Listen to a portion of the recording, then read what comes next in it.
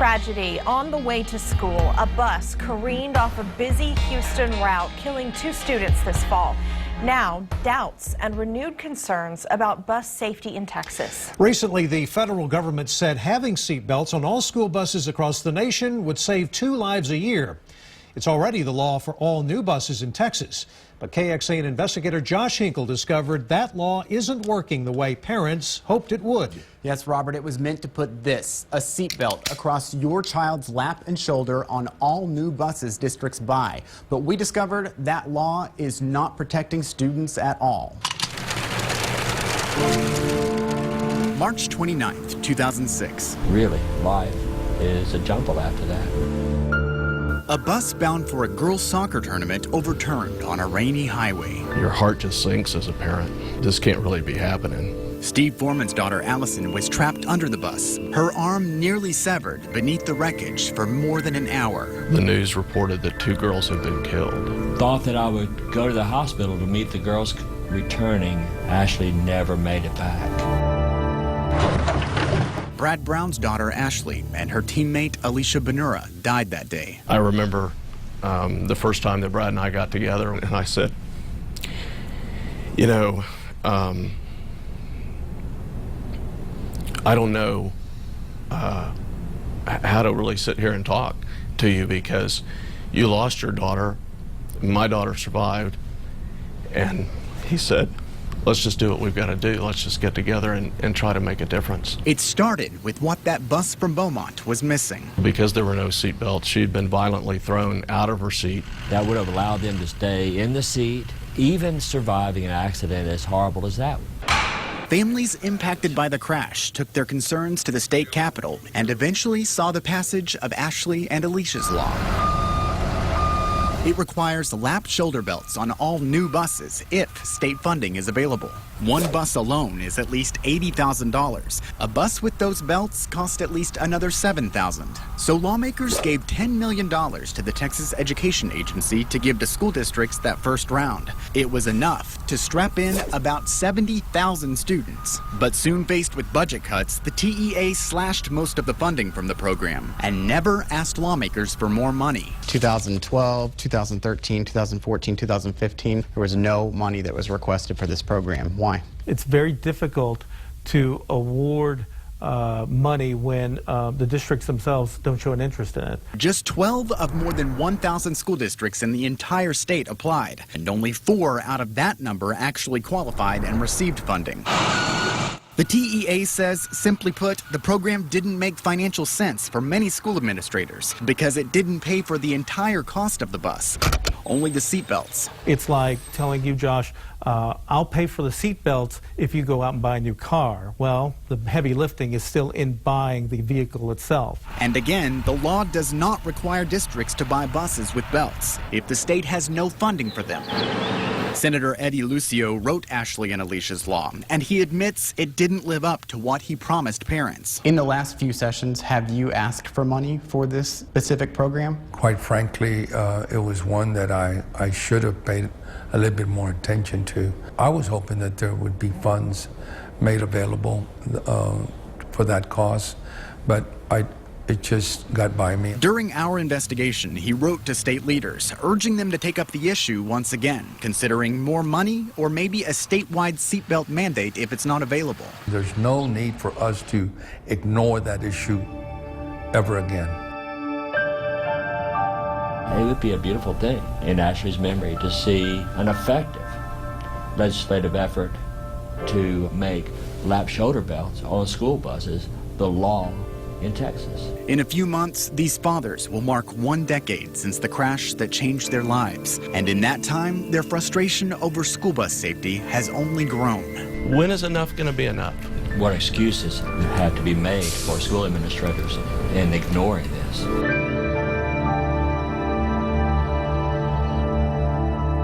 After another bus crash killed 2 students this fall in Houston, more lawmakers like Senator Lucio have called for action. He's now specifically urging the legislature to see if school districts are complying with the current law, recommend ways to ensure every school bus in the state has lap shoulder belts, and develop ways to guarantee state funding for those belts. Now, these are goals ahead of the next legislative session in 2017.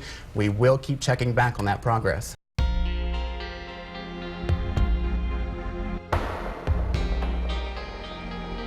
It's crazy to think, it's already been almost 10 years since the accident. In late March 2006, Allison Stoos and her Westbrook High soccer team were bound for a match out of town on board a bus that rolled off the highway. I, didn't have a seatbelt on, so I didn't stay in my seat.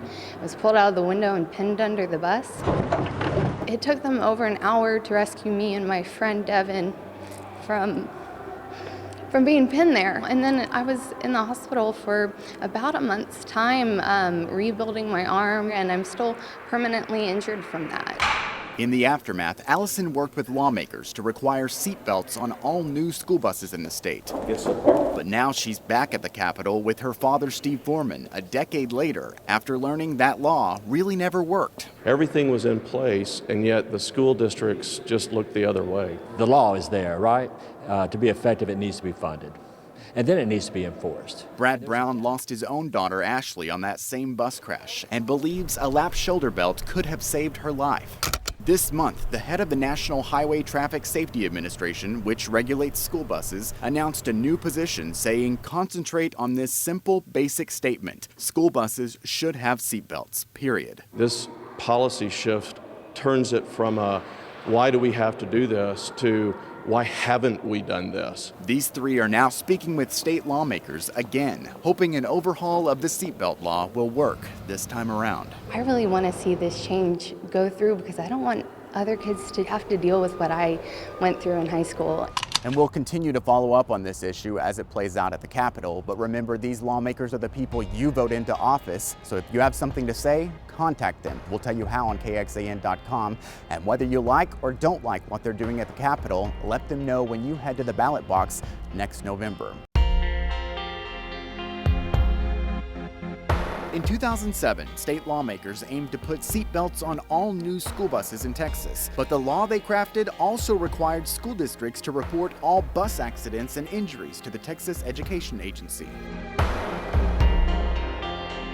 But after speaking with the agency, we discovered that often those reports are inaccurate and sometimes misleading. About 200 school districts and charter schools, that's about 16% statewide, failed to turn in those numbers for the last school year. And some of those districts are right here in Central Texas. So we went to those school administrators in our area and asked for those numbers ourselves so parents can know a district's safety records. We also tell you which districts have belts and on how many of their buses. They're all on our website, KXAN.com. right now.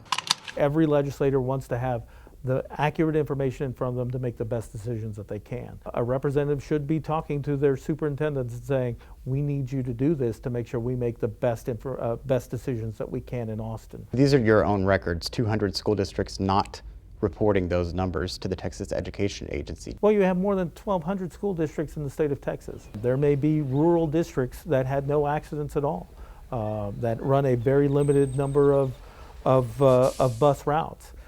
We may be talking about some charter schools that are in there that have no bus or transportation at all. There are a lot on this list that did get transportation funding from the state. The vast majority have reported something in, but that tells us that what we need to do is re-emphasize our efforts in reminding districts of their responsibility in reporting these types of numbers to the Texas Education Agency. Texas Education Agency just gets those numbers. If the districts don't report, the agency doesn't have to do anything about that. We are very limited in what we can do when those numbers don't come in. We offer reminders, we offer notices to school districts when certain data has to be reported into the agency throughout the course of the year, but ultimately we're reliant on the local school districts to live up to the obligations that are set out in law. Is that a flaw in the law, that there's no enforcement for districts that don't actually report those numbers? That's a question for the legislature. I mean, they're the ones who help establish what needs to be reported into the Texas Education Agency. We cannot exceed our authority in regard to what we can do to school districts or not to do to school districts. All we can do is the legislature's asked us to compile this information. We're asking you to report it in. Please report it in. After the latest bus crash that killed 2 students in Houston, lawmakers, including Lucio, are calling for action. We are awaiting word of what they will do ahead of the next legislative session in 2017, but we will keep checking back.